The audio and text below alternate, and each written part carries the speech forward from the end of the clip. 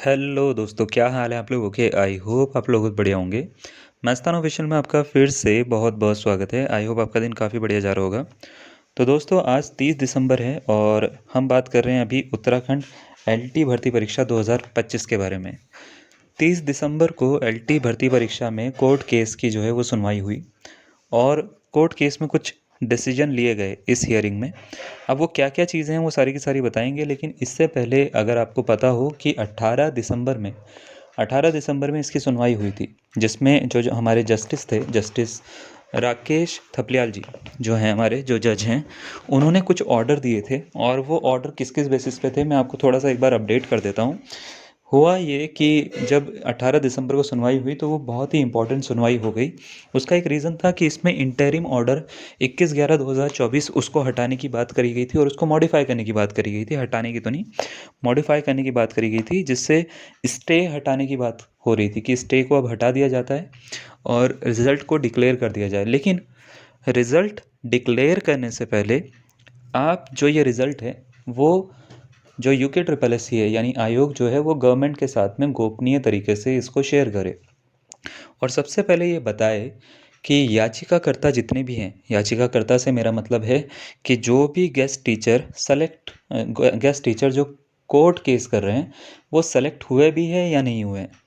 यानी जो लिस्ट है, जो आपका एग्ज़ाम हुआ है, एग्ज़ाम के जो लिस्ट है उसको गवर्नमेंट को सौंपा जाए और ये देखा जाए कि वो जो गेस्ट टीचर जो केस कर रहे हैं, सिलेक्शन लिस्ट में उनके नाम भी हैं या नहीं है।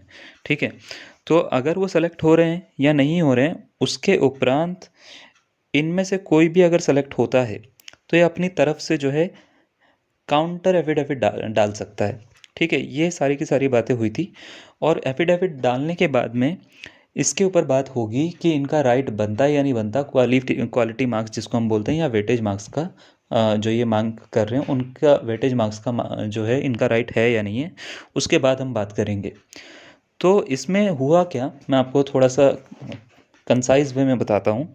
इसमें ये बोला गया था कि अभी जो है इंटरिम ऑर्डर 21/11/2024 का था, उसको हटाते हैं और उसको या तो मॉडिफाई करते हैं, मॉडिफाई करके स्टे को हटाने की बात करते हैं और जॉइनिंग नहीं देंगे इनको, ना अपॉइंटमेंट लेटर देंगे। पहले अभी जो है आप लिस्ट जो है यूके ट्रिपल एस सी वो साझा करे गवर्नमेंट के साथ में, और गवर्नमेंट जो है इसको या तो एक्सेप्ट करे या तो ना करे, है ना। तो उसके बाद में हम कोर्ट की सुनवाई करेंगे आगे।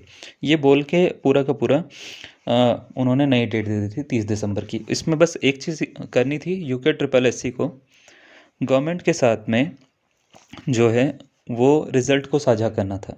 उसके बाद में आगे की सुनवाई होती है। अब हुआ क्या, हुआ वही जो होता आया है।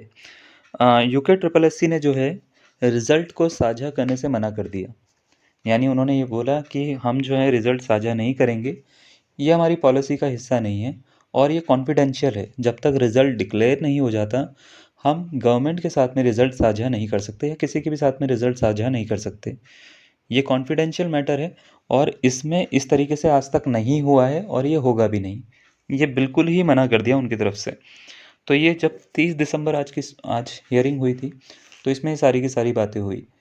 तो जज ने इनके पूछा कि आप ऐसा क्यों कह रहे हो, ऐसा क्यों कर रहे हो?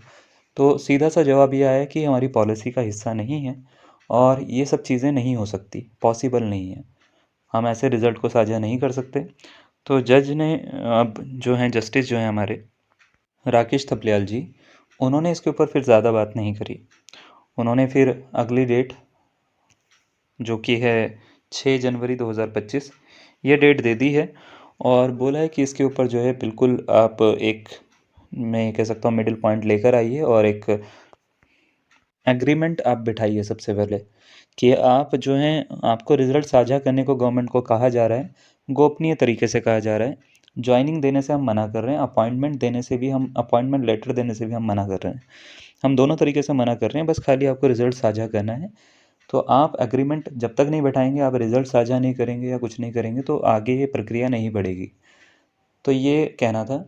और वहीं ट्रिपल एस सी का यानी आयोग का जो कहना है, ये इनका ये कहना है कि हम एक ऑटोनोमस बॉडी हैं और हम इस तरीके से कॉन्फिडेंशियल जितने भी मैटर होते हैं उनको इस तरीके से हम नहीं डिस्क्लोज़ कर सकते। और अगर रिज़ल्ट आपको चाहिए तो वो रिज़ल्ट पब्लिश होने के बाद हम साझा किसी के भी साथ में कर सकते हैं, लेकिन पब्लिश होने से पहले हम किसी को भी साझा नहीं कर सकते हो।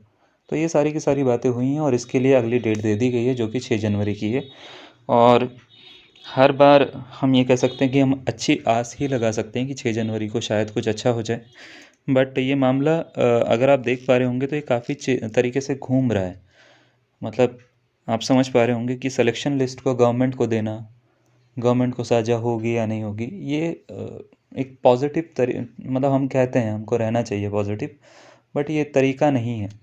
तो इंटेलेक्चुअल होना और दिखना दोनों में फ़र्क होता है। ये सिर्फ दिख रहे हैं, है नहीं। तो ये कुछ इस तरीके से हमारे को देखने में मिल रहा है। बाकी आपकी क्या राय है इसमें, आप ज़रूर अपने को बता सकते हैं हमारे को, और जितनी भी आपकी राय है उसको कमेंट में भी लिख सकते हैं आप।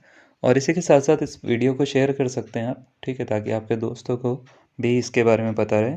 धन्यवाद।